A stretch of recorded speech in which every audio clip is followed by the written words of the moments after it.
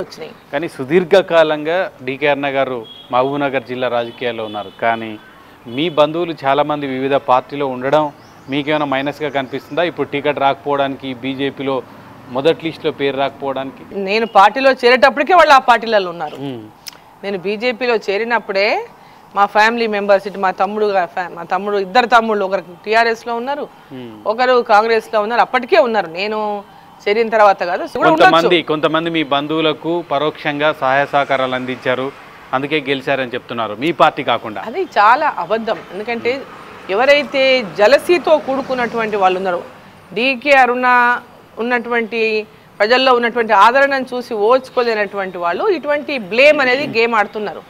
యాక్చువల్గా మా ఫాదర్, నేను మొట్టమొదటిసారిగా 96 పార్లమెంట్లో పోటీ చేసిన. రాజకీయాల్లో నేను ఎంట్రీ కావడమే మహబూబ్నగర్ పార్లమెంటుకు పోటీ చేసిన. ఆ రోజు మా ఫాదర్ కాంగ్రెస్లో ఉన్నారు. కాంగ్రెస్ నుంచి మా ఫాదరు నాకు చెప్పాడు, నాన్న నీకు నేను సపోర్ట్ చేయలేను, నేను వేరే పార్టీ ఉందని. ఎథికల్ వాల్యూస్ ఉన్నటువంటి ఫ్యామిలీ మా ఫాదర్.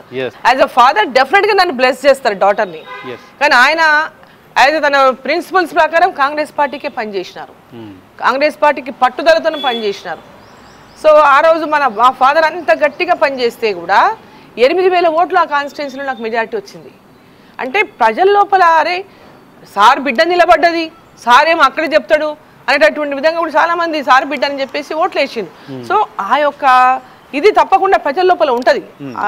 అంటే ఆ ప్రాంతంలో ఎప్పటి నుంచో ఉండి ప్రజల మధ్యలో ఉన్నటువంటి వాళ్ళం కాబట్టి ఆ అభిమానము, ఆ యొక్క రిలేషను, అనుబంధం అనేది ఉంటుంది పబ్లిక్కి. సో ఇప్పుడు కూడా అలాగనే అదే అరుణమ్మ కోడలు అనేది. అంటే మా తమ్ముడు కూడా నక్సలైట్లు దాడిలో చనిపోయినాడు మా ఫాదర్తో పాటు.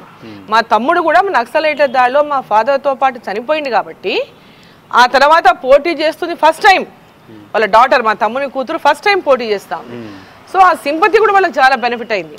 సో ఇక్కడ కేవలము ఒక రాజకీయమైనటువంటి బ్యాక్గ్రౌండ్ తెలియనటువంటి వాళ్ళు, పాలిటిక్స్లో అక్కడ ఏంటి డీకే అరుణ వాళ్ళ ఫ్యామిలీకి జిల్లాలో ఏ రకమైనటువంటి ఆదరణ ఉందని తెలియనటువంటి వాళ్ళు, ఏ రకమైనటువంటి పలుకుబడి ఉందని తెలియనటువంటి వాళ్ళు, ఏ విధంగా విశ్వాసం వాళ్ళు సంపాదించుకుందని ప్రజల మధ్యలో తెలియనటువంటి వాళ్ళు ఇటువంటి ఆరోపణలు చేస్తూ ఉంటారు. ఇటువంటి ఆరోపణలు చేసి వాళ్ళు లబ్ధి పొందాలంటే ప్రయత్నం చేస్తూ ఉన్నారు కొందరు నాయకులు.